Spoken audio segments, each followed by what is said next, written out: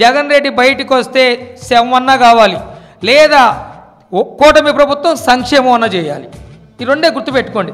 శవం అన్న ఉండాలి, సంక్షేమ పథకం చేయాలి. మేము సంక్షేమ పథకం చేయగానే జగన్ రెడ్డి భలోమని సంవత్సరం 365 రోజుల క్రితం చనిపోతే నువ్వు ఈరోజు సిగ్గు లేకుండా పరామర్శ అనే పేరుతో ఆనాడు రాజశేఖర రెడ్డి చనిపోతే పరామర్శల పేరులతో 5 ఏళ్ళు తిరిగాడు. వాళ్ళ శవయాత్రలు చేసి వాళ్ళని బబ్బి పెట్టావు. ఇప్పుడు సేమ్ ఈ శవాల మీద పేలాలు ఏడుకోవడం మానుకో జగన్ రెడ్డి. ఇంకా సంక్షేమం రేపొద్దున ఆర్టీసీకి ఉచిత ఆర్టీసీ పెట్టాం చూడండి. ఇదే చెప్తున్నా, రేపు ఆర్టీసీ అని ఒకటి మంది చనిపోతాడు, చనిపోకుండా నేను వస్తాడు పరామర్శకు వస్తాడు. బోలో మరి 100 మందిని వేసుకొని ఒక 20,000 మందితో దాడులు, ఏదో ప్లేట్లు పెట్టి తొక్కేస్తాం పొక్కేస్తాం. ఏంది వీడి బొంద తొక్కేసేది, వీడిని తొక్కితే పాతాళంలోకి పోయాడు, ఇప్పుడు బెంగళూరు ప్యాలెస్లో ఉంటున్నాడు. తొక్కేస్తాం బొక్కేస్తాం ఇట్లాంటి టైటిల్ కూడా పెట్టొద్దని జగన్ రెడ్డికి మర్యాదగా చెబుతున్నావు. నువ్వు శవ రాజకీయాలు మానుకో.